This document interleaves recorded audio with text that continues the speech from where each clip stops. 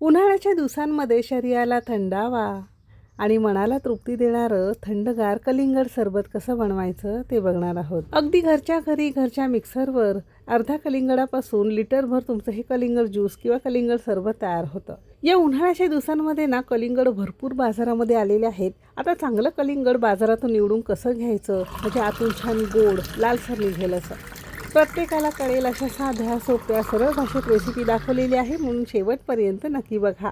जर आवडली तर लाईक करा, चॅनलवर नवीन असाल सबस्क्राईब करा, बाजूची बेल घंटा नक्की क्लिक करा।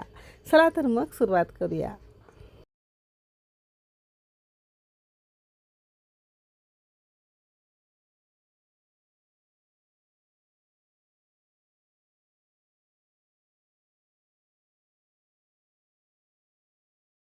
सध्या उन्हाळ्याचे दिवस सुरू आहे। बाजारामध्ये ना मस्त कलिंगड आपल्याला बघायला मिळतात। बऱ्याच ठिकाणी आतून छान लाल होण्यासाठी ना इंजेक्शन वगैरे दिले जातात, पिकण्यासाठी केमिकलमध्ये बुडवून ठेवले जातात। पण कलिंगड ताजे कसे निवडून घ्यायचे त्याची थोडक्यात माहिती सांगते। एक तर गडद हिरव्या रंगाचा किंवा डार्क हिरव्या रंगाचा हातावर घेतला की छान तो जड लागला पाहिजे। इथे साधारणतः 2.5 ते पावणे 3 किलोचा कलिंगड असावा। आणि महत्त्वाचं म्हणजे ना प्रत्येक कलिंगडाला असा थोडासा पिवळट भाग तर काही कलिंगडाला थोडासा पांढरट फिक्कट भाग असा असतो। आता शक्यतो असा हा थोडासा पिवळट हिरवा भागामध्ये आपल्याला कलिंगड निवडून घ्यायचा आहे। आणि कलिंगडाची शेंडी असते किंवा देठाचा भाग असतो ना, तो कलिंगडाला चांगला चिटकून बसतो आणि छान हिरवागार असतो।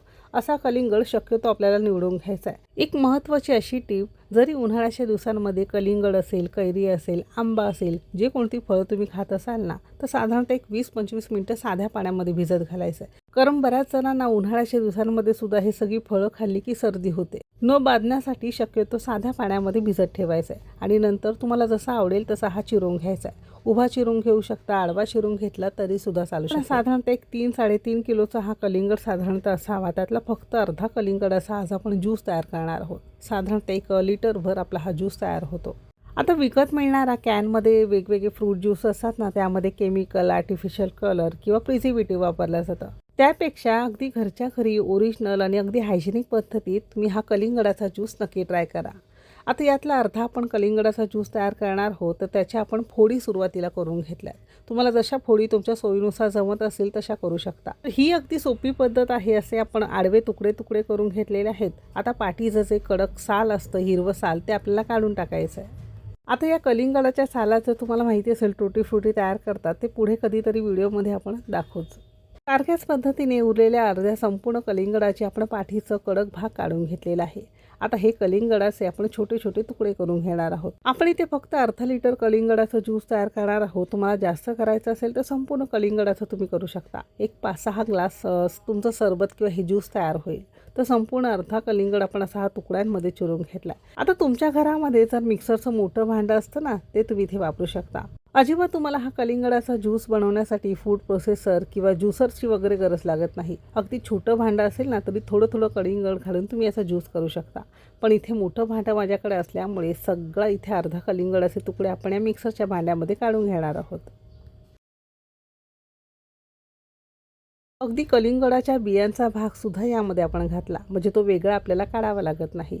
आता यामध्ये शरीराला थंडावा देणारं थोडंसं एक 8-10 पण इथे पुदिन्याची ताजी पानं घातलीत। असेल तर घाला, नसेल तर तुम्ही स्किप करू शकता। अगदी अर्धा चमचा आपण यामध्ये काळं मीठ घातलंय। काळं मीठ, साधं मीठ कोणतंही वापरू शकता, जे घरामध्ये उपलब्ध असेल। आता तसं बघायला गेलं तर कलिंगड बऱ्यापैकी गोड आहे, पण ज्यूस असल्यामुळे थोडा गोड जास्त असला की छान लागतो, म्हणून फक्त 2 चमचे आपण यामध्ये साखर घातली आहे। तुम्ही खडी साखर फोडून यामध्ये वापरू शकता। खडी साखर चालत नसेल तर थोडासा गूळ वापरला तरी सुद्धा चालू शकेल, किंवा थोडंसं तुम्ही ते मध आवडीप्रमाणे वापरू शकता। आता ज्यूसला ना एक मस्त चटपटीत फ्लेवर येण्यासाठी अर्धा लिंबाचा रस आपण यामध्ये पिळून घेणार आहोत। पण लिंबाचा रस पिळताना लिंबूमधून चिरून घ्यायचा आहे। एखाद्या वाटीमध्ये किंवा पेल्यामध्ये आपण रस पिळून घेणार आहोत। आणि नंतर यामध्ये बीचे कण राहिलेले असतात, कारण कधी कधी काय होतं, असाच लिंबू यामध्ये पिळला ना तर छोटे छोटे बियांचे कण जर यामध्ये राहिले, एवढ्या कष्टाने केलेलं सरबत हलकंसं कडवट लागेल। म्हणून शक्यतो असं हे वाटीमध्ये आपल्याला रस काढून घ्यायचा आहे अर्धा लिंबाचा, आणि यातला बियांचा भाग आपण काढून घेतला आहे। आणि हा अर्धा लिंबाचा रस आपण यामध्ये घातलेला आहे। आता तसं बघायला गेलं तर यामध्ये कलिंगडाच्या फोडी असल्यामुळे वेगळं पाणी तुम्हाला यामध्ये घालावं लागत नाही, पण जर गरजच वाटली तर थोडंसं पाणी घालायचं आहे। आणि मिक्सरला आपण याचा ज्यूस करून घेतलेला आहे। आता इथे तुम्ही इथे बघू शकता अगदी घरच्या साध्या मिक्सरच्या भांड्यामध्ये सुद्धा असा हा छान याचा रस झालेला आहे.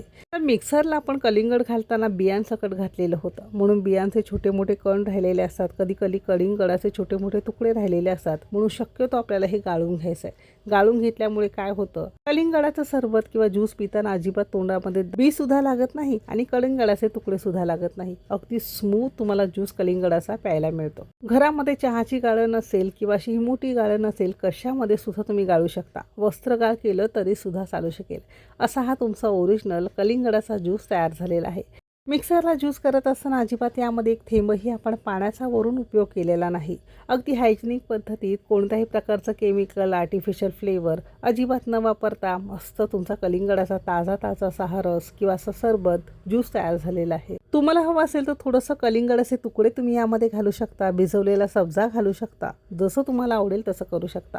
पण नुसताच असा ज्यूस प्यायला ना, खरं सांगते अगदी मस्त लागतो. आवडीप्रमाणे वरून थोडासा चाट मसाला घातला तरी सुद्धा चालू शकेल. जसं तुम्हाला अकॉर्डिंग आवडत असेल तसं करू शकता. तर अगदी लहानांपासून थोरांपर्यंत सगळ्यांनाच आवडणारा मस्त कलिंगडाचा हा ताजा ताजा रस किंवा ज्यूस सरबत तुम्ही सुद्धा नक्की करून बघा. रेसिपी आवडली असेल तर लाईक करा, चॅनेलवर नवीन असाल सबस्क्राईब करा, बाजूची बेल घंटा नक्की क्लिक करा. असेच इंटरेस्टिंग रेसिपीचे नोटिफिकेशनसाठी चॅनेलला सबस्क्राईब करून बाजूची बेल घंटा नक्की क्लिक करा. इथपर्यंत रेसिपी बघितल्याबद्दल सगळ्यांचे मनापासून आभार. चला तर मग भेटू एक मस्त आणि जबरदस्त रेसिपीसोबत. तोपर्यंत मस्त खा आणि स्वस्त रहा.